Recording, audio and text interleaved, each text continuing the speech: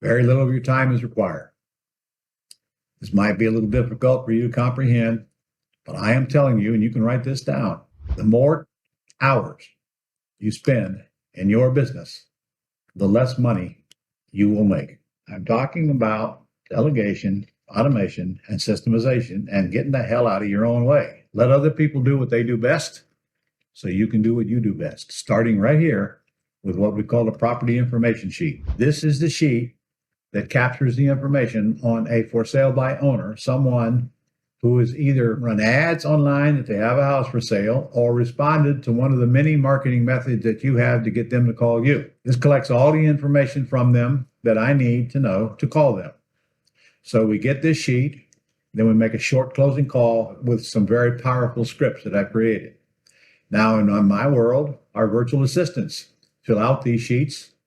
They call the sellers that are advertising online and they fill out these sheets and then they send them to our customers, our clients. This information that's on here is what I need to know about the house, about the seller's motivation. When do they want to move? Is it listed or not listed? Because if it's listed, we can't buy it. And over there in A, you'll see it asking, will you sell for what you owe? Of course, that's only asked when the loan amount is not too far apart from the asking price. Because most of the time, if there's a smaller equity in it, people would be glad to give away that equity just to get rid of that debt. It's one of the strongest motivations. It's called debt relief. You're not paying off their debt. You're taking over their debt and start making payments on it. Or you're buying with owner financing and accomplishing the same thing. You're either going to buy houses that are free and clear, or you're going to buy houses that come with debt. Here's an example. Here's a house I currently own. Upper lower left-hand corner. It's right down the street from my home, which attracted me to it. It was 3 years old, 3,500 house, give or take. Excellent condition. And the seller said, I'll sell for what I owe. Seller owed $351,000. House realtor didn't even sell it for $385. I to this day don't know why.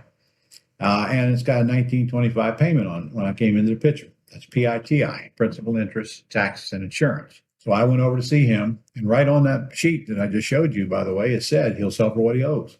That really attracted me. Now think about it. If he owes $351 and he couldn't sell it for $385, what if he had sold it? As you can see, most of the money went to the realtor anyway. By the time you had the commissions and the closing costs down there, even if you got cash, there wasn't a whole lot in it for him, maybe a little. But debt relief was more important to him anyway than hoping somebody would get it sold. I went through the house. I saw it was in excellent shape. And verified he wanted to sell for what he owed. And we sat down at the table and I whipped up a simple purchase and sale agreement.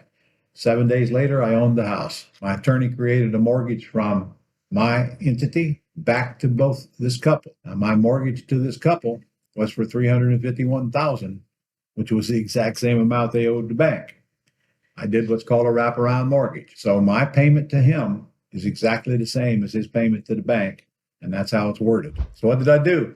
I lease optioned the house out to a tenant buyer. I raised the price to $395.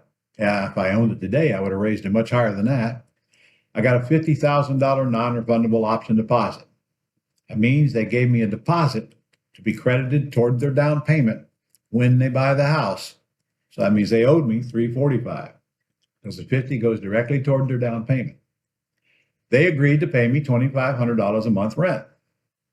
And I asked them how long they needed. They said 1 year. I said, I'll give you 2.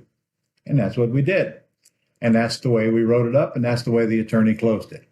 Now, keep in mind, I did not advertise anywhere or tell anyone that I needed $50,000 down. I never named the down payment or the monthly payment when I'm selling a house.